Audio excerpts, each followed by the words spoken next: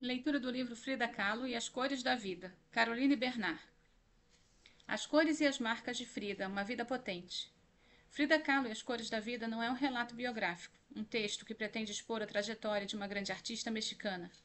Biógrafos se propõem a tal tarefa, muitos com certo sucesso em aproximar-se com verossimilhança dos relatos da vida de Frida. Caroline Bernard, em sua narrativa ficcional, ambiciona algo diverso, elegendo aspectos icônicos da vida da artista como o problema de saúde, a relação conflituosa com o corpo, a consagração enquanto artista e a relação com seu marido e também pintor, Diego Rivera. Bernard traça uma narrativa que retém o clima, a subjetividade que conhecemos pelas pinturas e a intensidade do percurso da vida de Frida. Trata-se de uma ficção de inspiração biográfica, um romance firmado no real. Aqui a literatura dança com as palavras para evocar, homenagear e criar um relato afetivo sobre Frida, dona de uma vida riquíssima, ainda que circunscrita numa história de temporalidade breve. A pintora faleceu com apenas 47 anos, e é justamente pela brevidade tempestiva que foi sua vida e sua atuação no mundo que o mais importante a se fazer sobre Frida parece ser não só o resgate de sua trajetória pessoal, mas o relato que a localiza no cenário da arte mexicana, latina e mundial, além do que a localiza enquanto figura fundamental para a consolidação de uma nova mulher possível, de um novo feminino.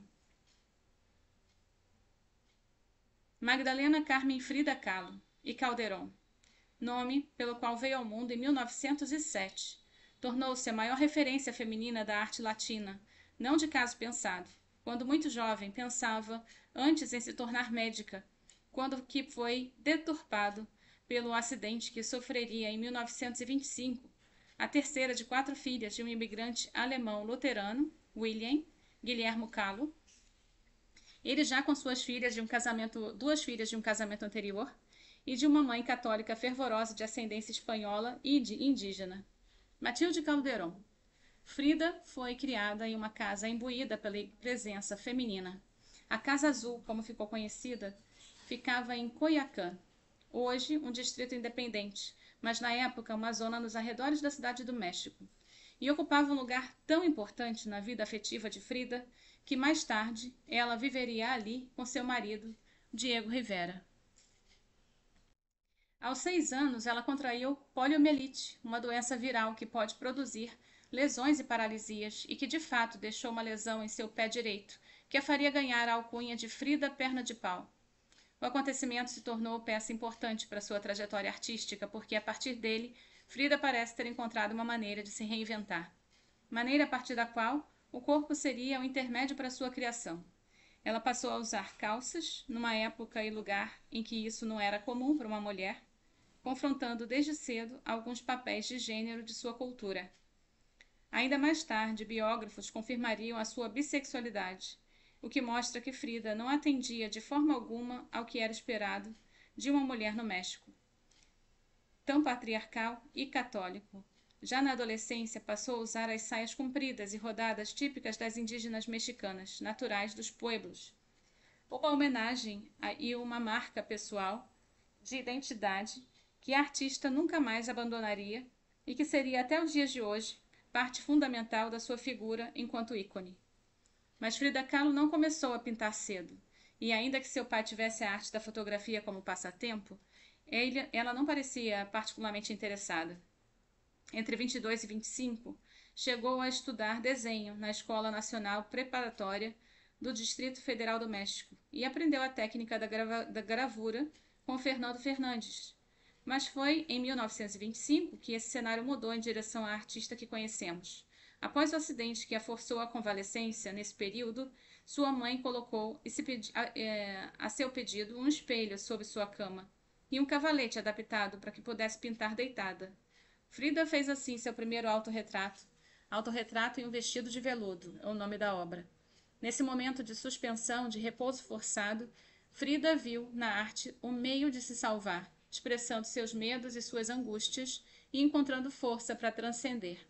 Foram meses de repouso e 35 cirurgias.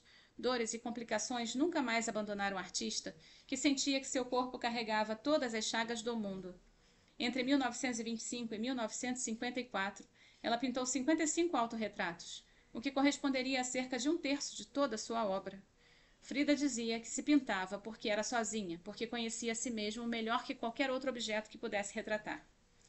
Profundamente preocupada com a sociedade à sua volta, desde muito nova, particularmente com as desigualdades sociais, econômicas e culturais de seu país, em 1928 Frida decide se filiar ao Partido Comunista Mexicano, imbuída do mesmo espírito socialista que marchara na Revolução Mexicana de 1910. Essa Revolução Popular teve um papel socializante contrário à política vigente marcada pelo antigo governo de Porfírio Dias e produziu no país a urgência pela construção de uma identidade nacional baseada na valorização dos indígenas, dos camponeses e dos mitos pré-hispânicos, isto é, uma revolução de caráter de apoio à cultura popular, articulada por artistas e intelectuais. No contexto das reuniões do partido, Frida conheceria também seu futuro marido, Diego Rivera, grande muralista mexicano, quase 20 anos mais velho. Juntos, Frida e Diego nutriam o ideal de um novo México. Diego Rivera tornou-se um importante destaque nesse sentido, depois de estudar arte na Europa. Passou um ano visitando os pueblos mexicanos e tornou-se o maior pintor do movimento muralista do país, produzindo uma arte que refletia a grandiosidade do povo. Em sua busca artística, Frida passou a homenagear a estética popular mexicana por meio de sua própria imagem pessoal. Nela, a identidade mexicana se estabelece também na dimensão do eu. Sua imagem é sobreposta àquela da mulher indígena, da mulher dos pueblos, das cores fortes, típicas da cultura local. Casaram-se um ano após se conhecerem, quando Frida tinha apenas 22 anos. Nos anos seguintes, a relação de Frida com o corpo se intensificava na vida pessoal e artística. Na vida pessoal, vê-se impossibilitada de viver talvez o maior papel atribuído às mulheres em sua cultura e passa por mais hospitalizações. Uma, inclusive, durante sua viagem com Rivera para os Estados Unidos, em 1930, e por toda a década de 30, lida com uma sequência de complicações em sua saúde, como a anorexia nervosa, a amputação dos dedos do pé direito. A relação entre ela e Rivera também se deteriora e, em 1939, divorciam-se em definitivo. Na arte, Frida floresce como cada vez mais vida. No período da hospitalização nos Estados Unidos, em 1932, pinta a tela ao Hospital Henry Ford, também conhecida como a Cama Voadora. Nela retrata a si mesma, deitada em uma cama de ferro humilde, e de seu corpo surgem diferentes cordões, que se elevam ao ar sobre ela. Na extremidade de cada um deles liga-se um feto, uma ferradura, uma flor, uma bacia óssea. E, no período da sua ruptura amorosa, Frida cria uma das telas mais célebres e prestigiadas, As Duas Fridas, de 1939, espécie de autorretrato duplo, com duas Fridas sentadas uma ao lado da outra. A pintora retrata com complexidade a sua experiência de viver. À direita, envolta em um vestido terroana tradicional, com um pequeno retrato na mão. À esquerda, em um vestido branco europeu, tem um coração aberto e uma artéria cortada, que mancha suas roupas. Ambas têm os corações à mostra, unidos entre si, ao fundo uma paisagem tempestuosa e escura. No ano de 1943, outra obra emblemática trata-se do quadro O Veado Ferido. Nele, a cabeça de Frida está no corpo esguio de um delicado veado, dotado de um ar sereno, ainda que sangrando, ferido por 9 flechas. Assim como a própria artista, o animal delicado parece seguir em frente, apesar de todo o sofrimento. Tela após tela, Frida manifesta seu grande poder de recriar experiências emocionais ligadas à vivência do corpo e da subjetividade da mulher, em imagens fantásticas, simbólicas, oníricas.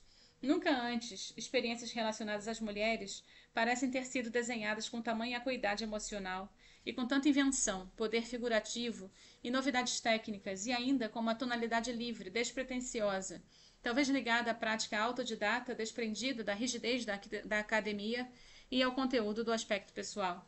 Decorrente de uma embolia pulmonar, Frida morreu em 13 de julho de 1954. No diário da artista, ela foi encontrada a derradeira frase: "Espero alegre a minha partida e desejo não retornar nunca mais." Durante sua vida, o trabalho de Frida foi exposto em museus e galerias, particularmente a partir de 1938, quando faz sua primeira exposição individual em Nova York, na Julian Levy Gallery. Seguindo-se da Galerie Renault École de Paris, em 1939, na capital francesa, conheceu grandes artistas da época como Pablo Picasso, Marcel Duchamp, Josephine Baker. Frida Kahlo foi a primeira pintora mexicana a ter um dos seus quadros expostos no Museu do Louvre, e seu reconhecimento só aumenta no decorrer do tempo.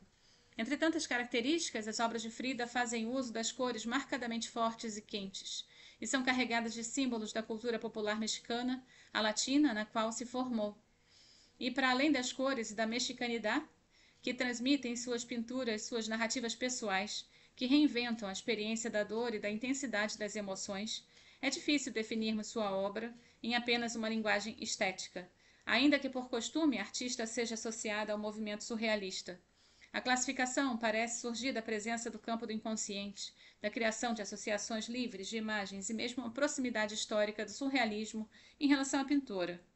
Mesmo que André Breton, Salvador Dalí e outros tenham classificado a obra de Frida como tal, a artista não via a si mesma de acordo com essas qualificações ou classificações. Nunca pintei sonhos, refutou, eu pintava a minha própria realidade. O trabalho de Frida Kahlo encontrou espaço e notoriedade por parte da academia e da sociedade, particularmente a partir do final dos anos 80. Desse momento em diante, a figura de Frida passou a tipificar o perfil da mulher, especialmente da mulher latina que assume sua força, liberdade e diferença diante da sociedade.